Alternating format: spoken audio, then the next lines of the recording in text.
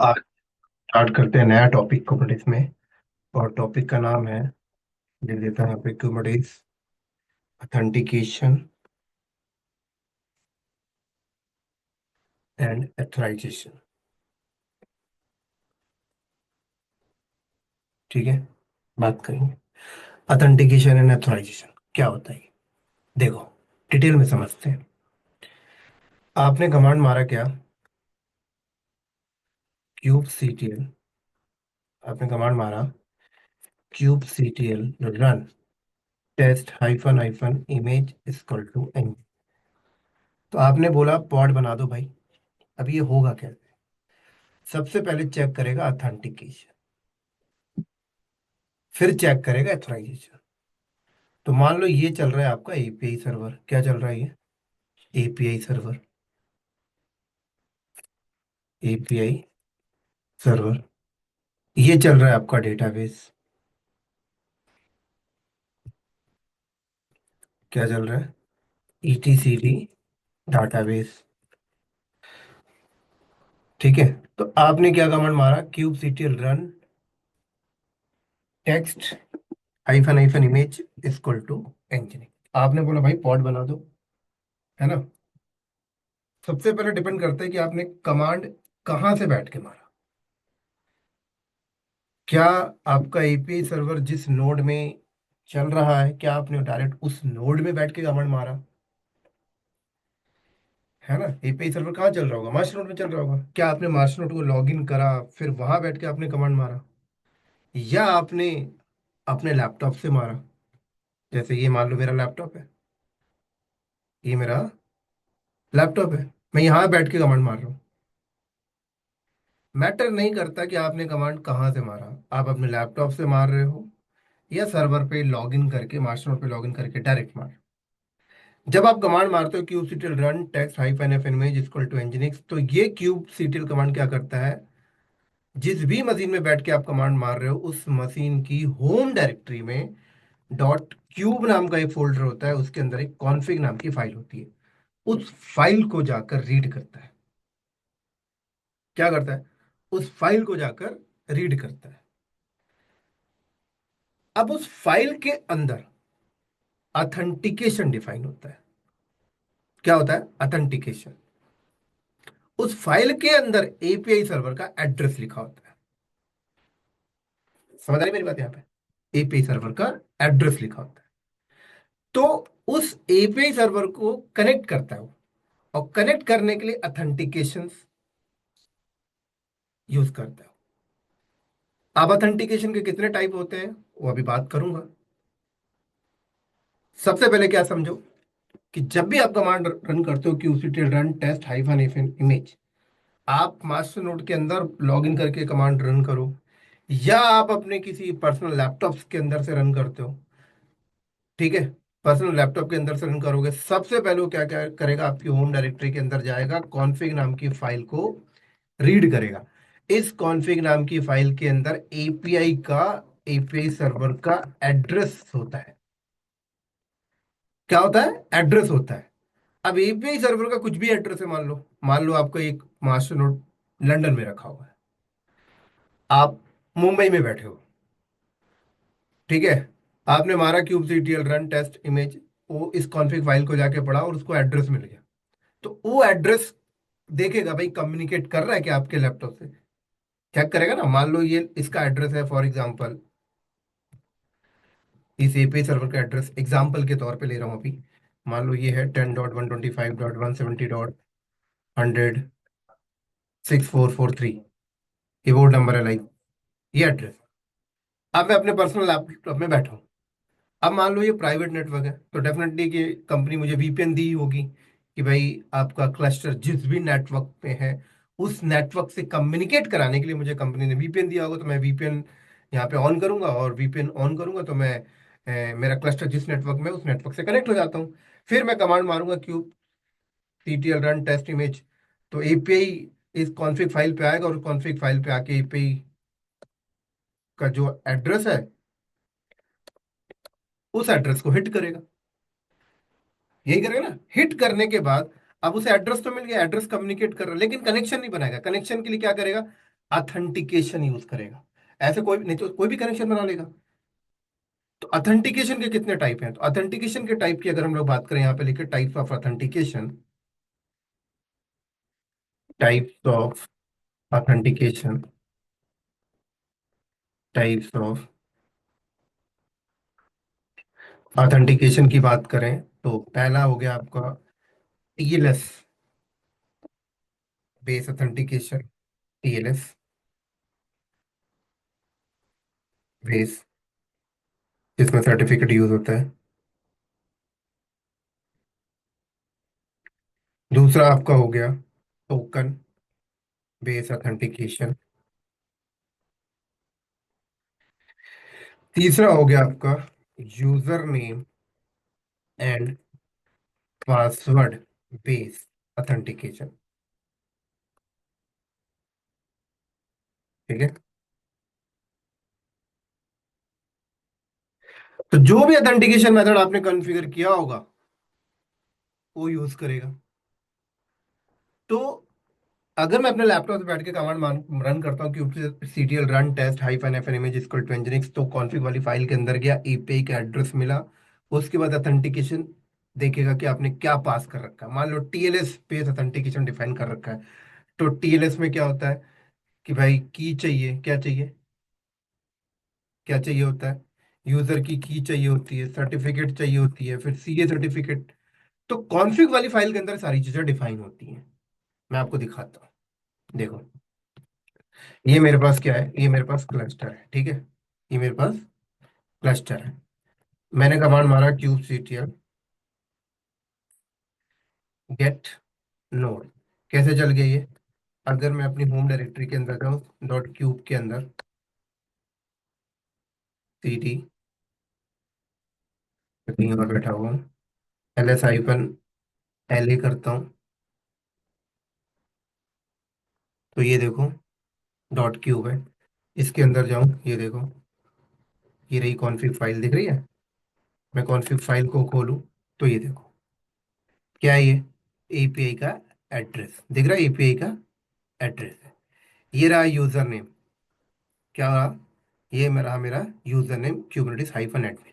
ये user name कैसे आया अभी बताता हूँ। और ये रहा क्यूबरनेटिस हाइफन एडमिन यूजर का क्या है, सर्टिफिकेट, और ये रही उसकी की, और इसको साइन करने वाला सीए सर्टिफिकेट ये रहा। तो आप लोगों को याद होगा जब हम लोग क्लस्टर बनाते हैं, ठीक है, क्लस्टर बनाते टाइम हम लोग जब कमांड रन करते हैं कौन सी, क्यूब एडीएम इनिट, याद है, सभी को याद होगा, क्यूब एडीएम इनिट। तो जब हम लोग ये कमांड रन करते हैं तो ये कमांड क्या करता है कि एक डिफॉल्ट यूजर बना के देता है हमें क्यूबरनेटिस हाइफन एडमिन नाम का। क्या, क्यूबरनेटिस हाइफन एडमिन नाम का यूजर बना के। तो ये वो यूजर है, क्या है, क्यूबरनेटिस हाइफन एडमिन नाम का यूजर है। और इस यूजर की भी बना के दिया इसने, सर्टिफिकेट भी बना के दिया, इसे साइन भी करके दिया, और ये फाइल भी पूरा जनरेट करके दिया, पता है, ये फाइल भी देखो बना के दिया। अब ये फाइल जब हम लोग एडमिन क्यूबिडी मिनट कमांड रन करते हैं तो ये फाइल इधर बना के रखता है, देखो इधर बना के रखता है, ये देखो एडमिन डॉट कॉम, ये फाइल इसने बना के दिया, देखो, दिया ना बना के। इसको हम लोग क्या करते हैं कि अपनी होम डायरेक्टरी में कॉपी करते हैं ना, कैसे करते हैं कॉपी, दिखाया था जब मैं क्लस्टर बना रहा था, तो दिखा देता हूँ आपको।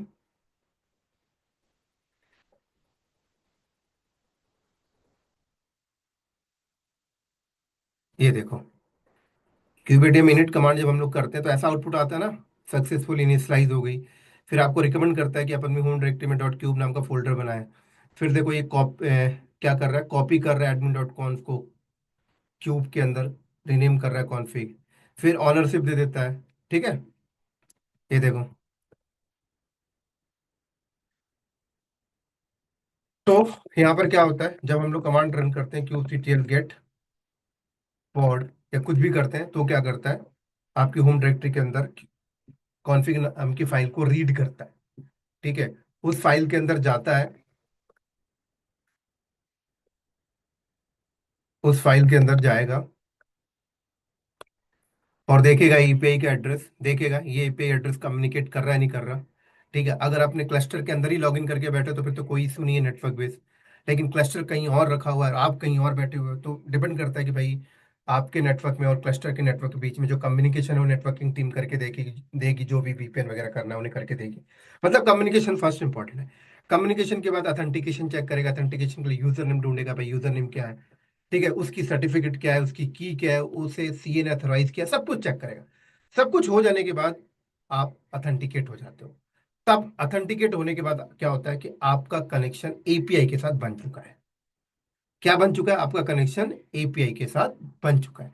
ऑथेंटिकेशन के कई मेथड है, TLS based authentication, token based authentication, user name and password based authentication. अभी जो यहाँ पर मैं आपको दिखा रहा हूँ ये है टीएलएस बेस्ड ऑथेंटिकेशन, ठीक है, जो सर्टिफिकेट। टोकन बेस्ड ऑथेंटिकेशन भी हम लोग यहाँ पर करते हैं। User name password based authentication भी करते हैं कि नॉर्मल यूजर नेम पासवर्ड बना लेते हैं, जैसे एलडब वगैरह यूज कर रहे हैं, लाइक। तो ये तीन ऑथेंटिकेशन मेथड आप कोई भी यूज कर सकते हो। यहाँ पर अभी बाय डिफॉल्ट क्या है? आपका TLS based authentication. Authentication successful होने के बाद क्या होता है कि आपका कनेक्शन एपीआई के साथ बन गया, ठीक है, आपका कनेक्शन क्या हुआ? एपीआई के साथ बन चुका है। अब एपीआई के साथ कनेक्शन बनने के बाद अब चेक करता है एथोराइजेशन। क्या चेक करता है? क्या चेक करता है दोस्तों? अब बात आती है एथोराइजेशन की, ठीक है। एक चीज और दिखा देता हूं एथोराइजेशन को बात करने से पहले। अगर मैं ये फाइल यहां से डिलीट कर दूं, क्या कर दूं देखो, अगर ये फाइल मैं यहां से डिलीट कर दूं सी टी डॉट के अंदर से rm-rf, देखो जैसे ही मैंने डिलीट कर दिया, अब अगर मैं कमांड रन करता हूँ kubectl run image is equal to nginx, क्या बोल रहा है? क्या बोल रहा है भाई? कनेक्शन ही नहीं बना पा रहा, ठीक है। तो क्यूबेडम इनिट कमांड जब चलाया गया था तो फाइल कहाँ बन के गई थी? कहाँ बन के गई थी? ये पड़ी हुई है, दिख रहा है, admin.conf। तो मैं ऐसे करके रन कर सकता हूँ इसको, kubectl गेट और आपका kubectl run test hyphen hyphen image equal to nginx hyphen hyphen kube config, और दे दूं पूरा पाथ, ये लो। तो उठा लिया उसने, देखो चल गया ना, ठीक है। अगर आप चाहते हो कि पाथ आप बार बार नहीं डिफाइन करना चाहते, तो हम लोग क्या करते हैं, फिर हम लोग करते हैं क्या, सीपी ईटीसी क्यूबरनेटिस के अंदर एडमिन एडमिन डॉट कॉन्फ को अपनी होम डायरेक्टरी के अंदर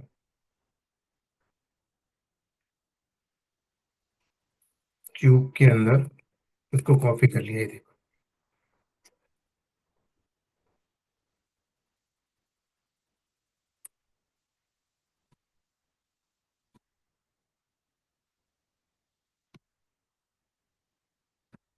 देखो कॉपी कर लिया, तो वापस से वो फाइल आ गई होगी,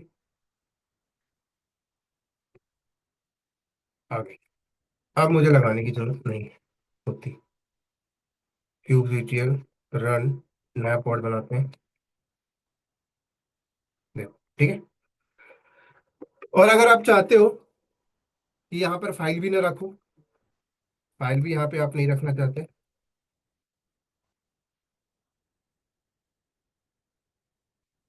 हिट मार दिया मैंने यहाँ पर, और आप चाहते हो कि क्रिएट करते time kube CTL run prod hyphen hyphen image equal to nginx hyphen hyphen kube config भी नहीं लगाना चाहते, तो इन्वायरमेंट वेरिएबल सेट कर लो। वो भी तरीका है, देखो यहाँ पर दिया है, ये देख रहे हैं, ऐसे सेट कर लो, ठीक है। हर कमांड में ये नहीं लगाना चाहते तो इन्वायरमेंट वेरिएबल मैंने सेट कर लिया, तो भी ये काम करेगा, क्यूब सीटीएल गेट पोर्ट। लेकिन ये टेम्परेरी है, मतलब अगर आपने इस सेल से हटे तो हट जाएगा ये। अगर आप इसे परमानेंट रखना चाहते हो तो क्या करोगे, आपकी होम डायरेक्टरी के अंदर डॉट बैस आरसी फाइल के अंदर जाओ और यहाँ कहीं पर भी एंट्री मार दो, जैसे मैं यहाँ मार देता हूँ, तो फिर आपका सेल हटने के बाद भी ये परमानेंट रहेगा। तो ये एक तरीका है। बेसिकली समझाना क्या चाहता हूँ मैं, समझाना ये चाहता हूँ कि जब भी हम कमांड मारते हैं kube CTL run test image, या कुछ भी क्यूब सीटीएल से रिलेटेड कुछ भी कमांड हम रन करते हैं, तो सबसे पहले वो क्या करता है, आपकी होम डायरेक्टरी के अंदर कॉन्फ़िग फाइल को रीड करता है, वहां से उसे ईपीआई का एड्रेस मिलता है। उस एड्रेस के साथ ऑथेंटिकेशन करने के लिए आपका चेक करता है भाई ऑथेंटिकेशन मेथड क्या पास किया गया, टीएलएस है, टोकन है, यूजर नेम जो भी है, वो वैलिड होता है, तब वो आपके एपीआई के साथ कनेक्शन बनाता है। अब उसका कनेक्शन बन चुका है, लेकिन अब कनेक्शन बनने के बाद वो एपीआई में आकर क्या क्या करेगा, मतलब एपीआई से कनेक्शन बना लिया, अब क्लस्टर में क्या क्या कर सकता है, ये डिपेंड करता है एथोराइजेशन पे। क्या क्या एक्टिविटीज परफॉर्म करेगा ये डिपेंड करता है एथोराइजेशन में, है ना। आपका कनेक्शन तो बन गया है, आप अथेंटिकेट तो हो गए, बट अंदर जाके क्या क्या करोगे, किस किस डिपार्टमेंट का परमिशन है, कौन कौन से रिसोर्सेज बना सकते हो, है ना। ऐसा तो नहीं है भाई अथेंटिकेट करा दिया, अब वो प्रोजेक्ट को डिलीट भी कर रहा है, एडिट भी कर रहा है, मॉडिफाइड भी कर रहा है, नहीं भाई ऐसा थोड़ी होता है। अभी आप अथेंटिकेट हुए, आपका जो रोल है उतना ही आपको एथोराइज किया जाए। तो अब बात आती है एथोराइजेशन की। तो बात करते हैं टाइप्स ऑफ एथोराइजेशन। एथोराइजेशन में अगर मैं बोलूं कि सिर्फ मैं एथोराइज किया हूं इसको कि पॉड को बना सके और डिलीट कर सके, बस, तो पॉड को बना सकता है, डिलीट कर सकता है, बट कोई अदर रिसोर्सेस नहीं कर सकता डिलीट। जैसे वॉल्यूम नहीं कर सकता, आपका डीमन नहीं कर सकता, डीमन सेट नहीं कर सकता, स्टेटफुल सेट नहीं कर सकता, वहां पे मैंने उसे परमिशन नहीं दिया, लाइक। तो बात करते हैं टाइप्स ऑफ एथोराइजेशन की। अगर हम लोग बात करें यहाँ पर टाइप्स ऑफ एथोराइजेशन की, नंबर ऑफ एथोराइजेशन आते हैं। सबसे पहला आपका आता है ए बैक। ठीक है, सुना होगा आपने ना, अभी आउटडेटेड हो चुका है। ऐसी आर बैक, ऐसी नोड, ठीक है, ऐसी आपका वेब हुक।